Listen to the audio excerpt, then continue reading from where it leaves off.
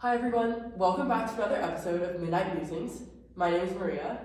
My name is Carly. My name is Cassandra. My name is Jess. And to recap last episode, we had an incredible discussion about Emrata, led by Maria, where we talked about her book, My Body, and her latest article, which was best-selling or like most well-read or something, in the New York Times, entitled Buying Back My Body, and kind of the dichotomies between the body and like buying it back when you sell it yourself, and then ultimately how, you know, selling the body through social media, either through commodification or through, you know, posting on social media, as Emrata does, is kind of a form of agency, ultimately actually just strips that agency away. So in this episode, we're going to be delving into how social media itself actually feeds into this loss of control or false sense of agency that it affords creators, but actually more so the viewers who are taking in this media, who are interacting with trends, who are interacting with images and content produced by creators, the way in which social media itself actually, you know, contributes to how viewers feel a sense of control over their experience, but ultimately they have none. And so a little trigger warning on this video, we are going to be talking about hashtag what I eat in a day, and as a result of that there are kind of going to be probably mentionings of disordered eating behaviours and kind of tendencies associated with the body and image and food and consumption. So if those things are triggering, just don't watch. But yeah, to kick off this video, we're going to start by talking about what is food in the context of the body, and are those two things inextricable in today's kind of very complex world? Yeah, I think that question is really interesting and really complicated just in the number of, I think, dimensions that it really tackles. But I think at the end of the day, like, food for, like, the history of, like, human civilization has always been a form of sustenance. And I think that food is meant to be, like, nourishing, and in the way that you sort of, like in the way that humans have like hunted and gathered food and cooked it, and like the way that they can do so with like love and with care. I think that like food is so much more than what it ends up being today as like just a commodity or just like a product.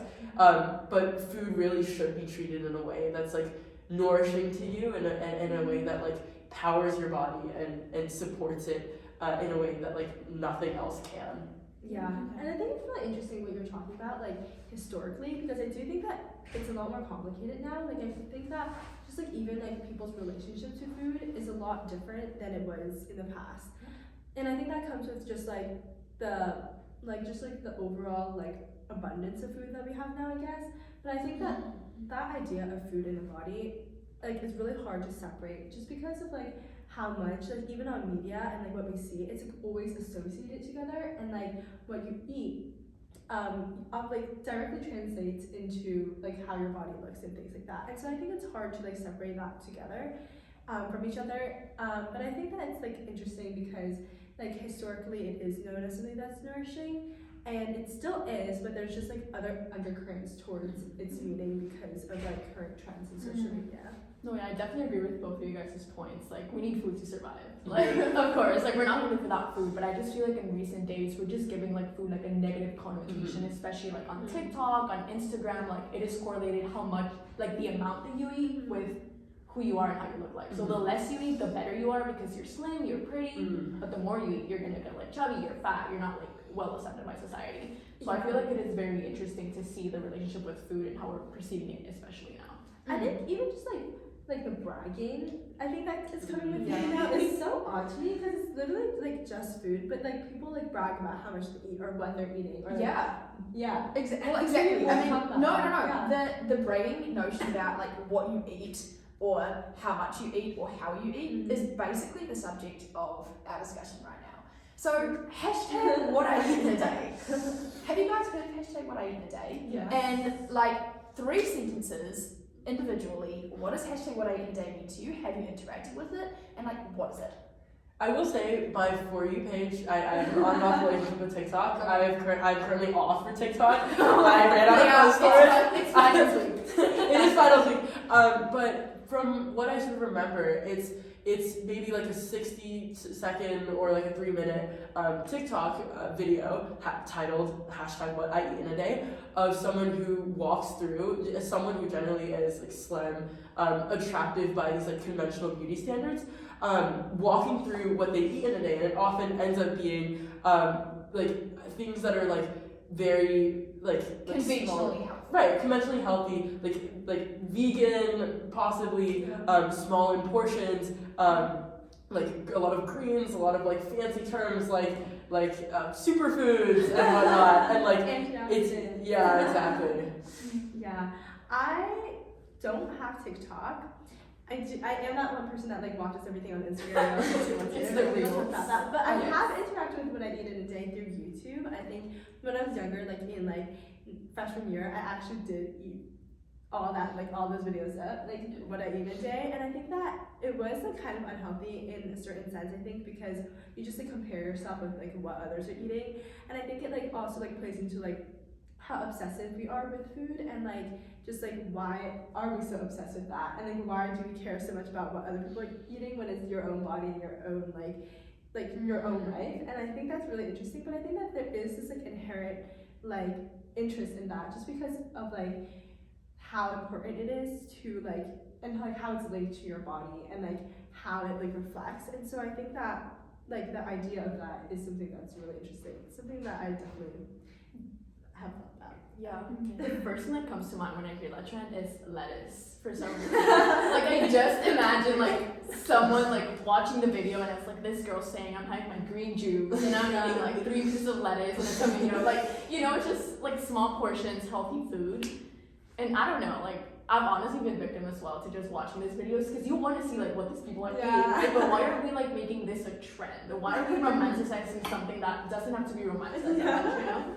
Something that I wonder about that too is like people who like have their entire professions as being like health influencers, or like people who like make some like have brand deals with these like green juices and like who are trying to sell these supplements, and like their entire brand is based on like selling like what they eat in a day, and they like make commission off of that, and that's like sort of how they like commodify, I guess, like their bodies in like a different way. Yeah. Oh, exactly. I think that ties really well into the last thing. Yeah. We just talked about as well. So, 100%, like everything you guys are saying, totally correct.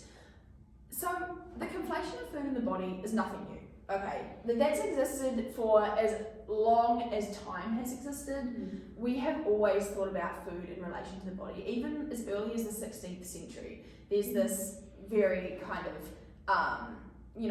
pivotal text that talks about how the quality of one's life consists of the quantity and quality of one's food. Yeah. And so food has existed as a facet of the body for quite some time. And I actually want to go back to what you touched on, Carly, which is this idea of YouTube, because what I eat in a day, or hashtag what I eat in a day, has actually evolved significantly with digitalization, and it started with the YouTube movement. Mm-hmm. And so what I eat in a day videos are exactly what Maria said. Basically, very short videos now. I'm focusing mainly on TikTok, but very short videos in which a person will show what they eat in a day, usually 24 hours, and they'll just show you a series of meals. But these videos have a very specific format. They're created by, young, generally white women who are slim, conventionally kind of pretty, fit all kinds of beauty standards or ideals. They generally have some component of exercise, often involving nutritional advice or wellness undertones. Often these videos are hashtag what I eat in a day, hashtag fitness, hashtag health, hashtag wellness, hashtag food, hashtag life. These kind of, all of these hashtags, all of these like self-empowering, but also I'm giving you advice hashtags. And so these videos follow a very specific format, but probably most saliently throughout, I don't know if saliently is a word, but I just mentioned it, it's nearly midnight. Midnight music. Midnight music. Anyway, perhaps most prevalently throughout these videos is the fact that the creator, usually the young female, will show themselves for 3 or 4 seconds in the mirror before they show us their food. So they'll show us their body before they show us their consumption. And so they're creating this direct conflation with food and consumption. So with all the background and context on what I eat in a day, basically it evolved from YouTube, which were longer form videos in which you had creators who would actually establish these really parasocial relationships with their viewers, in which the creators would be able to provide viewers with warnings and things like, you should check with your doctor before doing any kind of nutrition advice, or you should do this, or you should do that, like this is just for entertainment purposes. Although nonetheless trivial, these videos were still incredibly dangerous and damaging for young girls who were watching and being dictated what they should consume, quite literally. You know, at least there was the opportunity for creators to be able to add that caveat to whatever they were putting out there, is that people shouldn't just watch and eat exactly what they do. On TikTok has some very interesting features which actually make these videos inherently worse than how they have been historically. So these videos probably started, as you said, like in the 16th century with these texts, which it was like the quality and quantity of one's life relates to what they consume.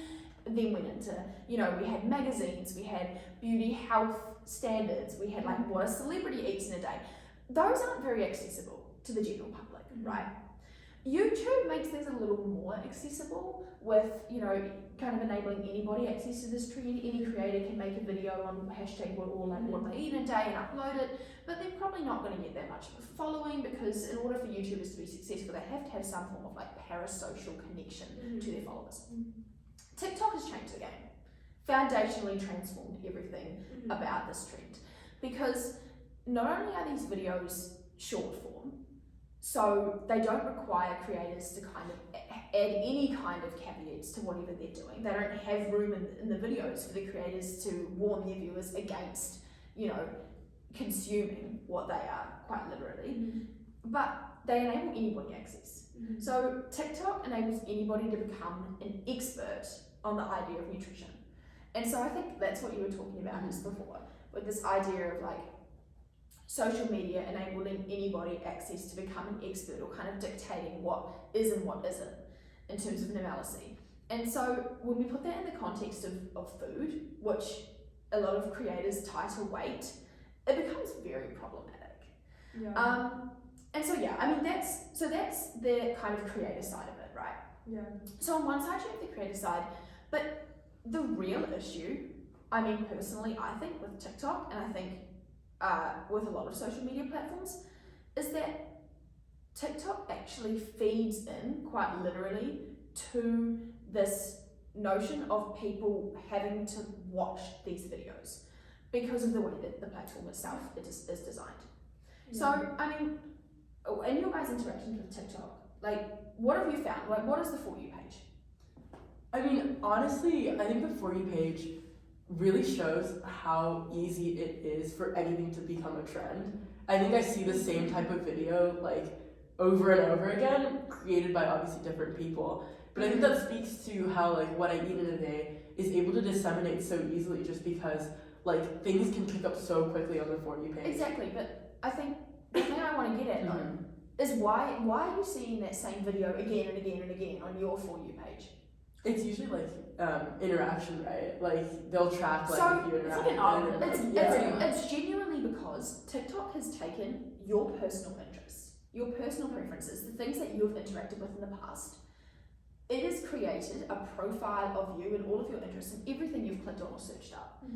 And it is then providing you with the content that you so seek on your For You page. And so essentially what TikTok is doing is it is giving you the impression of agency, right? So you, when you're watching these videos, you're watching a video on your For You page in order to like, because they're looping, right? The videos loop over and over. So that's another feature of TikTok, is that the videos inherently loop over and over and over again, unless the user clicks off, scrolls away, types something, goes to the comment section, whatever. Okay, so these videos are looping. You can scroll down, quite literally breaking the cycle of the loop, right? So you have this agency. You've scrolled away from the video. You're choosing what you want to watch, Right. But you scroll down on a net with something that has been tailored specifically to your preferences. And I think that that's a really good point. But at the same time, I feel like that like notion like of like TikTok like not giving you the agency because of that. But that's kind of what we want when we get on TikTok, right? Like we want to be able to like not have to like search up everything we want to see. Like we want to kind of be given what we want to see. And I think that's really interesting because it does take a lot of agency away from viewers because of that. And I think that like inherently it's what we need in order to have like an entertainment source.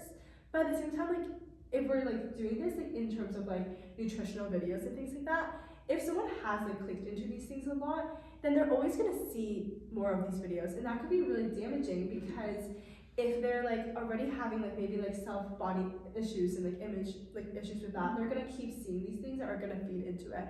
And so like the idea of agency I think is really important because we're losing all of that.